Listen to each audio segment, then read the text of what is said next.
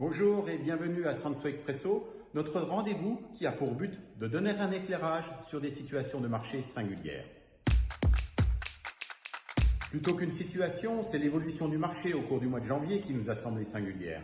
Avec la confirmation d'un pic d'inflation désormais derrière nous et donc d'une meilleure visibilité sur la politique à venir de la part des banques centrales, les investisseurs ont clairement repris confiance. Les principaux indices ont bondi dans des proportions rarement observées sur des périodes aussi courtes. On note d'ailleurs que tant l'Eurostoxx 50 que le CAC 40 ont établi à l'occasion le meilleur mois de janvier de leur histoire. De là à parler du retour du fameux effet janvier, qui sous-entend que généralement les actions sont très positives au cours du premier mois de l'année, il n'y a qu'un pas que nous ne franchirons pas. Selon l'histoire, l'effet janvier relève davantage du mythe que de la réalité.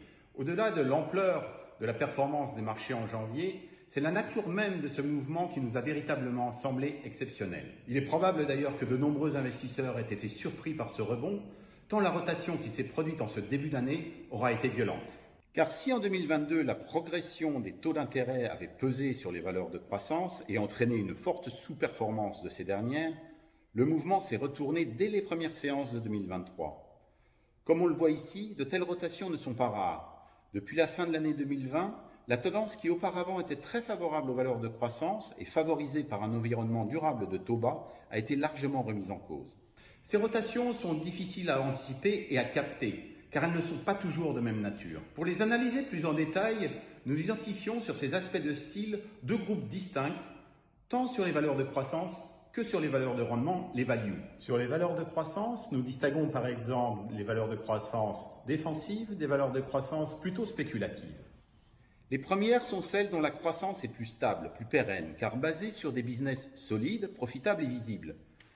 Elles affichent donc des perspectives élevées, mais sont généralement chères et peu risquées. Les secondes sont davantage des valeurs en devenir, sur des activités prometteuses, mais pas encore rentables.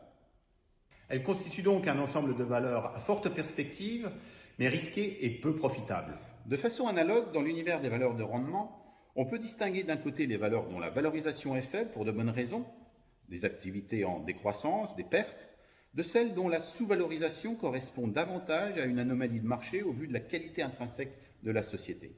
Ensuite, nous calculons des indices sur ces groupes de valeurs afin d'en apprécier les performances relatives. Et lorsqu'on observe comme ici les évolutions comparées de ces groupes de valeurs mois après mois depuis le début de l'année dernière, le caractère exceptionnel du début de cette année 2023 ressort de façon éclatante.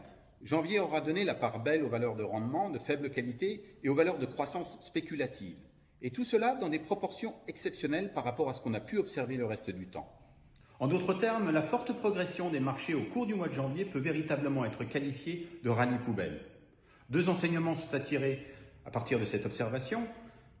D'abord qu'il est très difficile de générer de l'alpha dans un tel contexte. En effet, les gérants actifs n'ont pas pour vocation à aller chercher des valeurs de mauvaise qualité et plutôt plus risquées. Ensuite, que ce genre de rallye n'est pas de nature à perdurer dans le temps. Il est probable que nous revenions à des évolutions plus rationnelles dans les semaines qui viennent et davantage en liaison avec les fondamentaux. Le début du mois de février semble nous donner raison à ce niveau. Je vous remercie pour votre attention.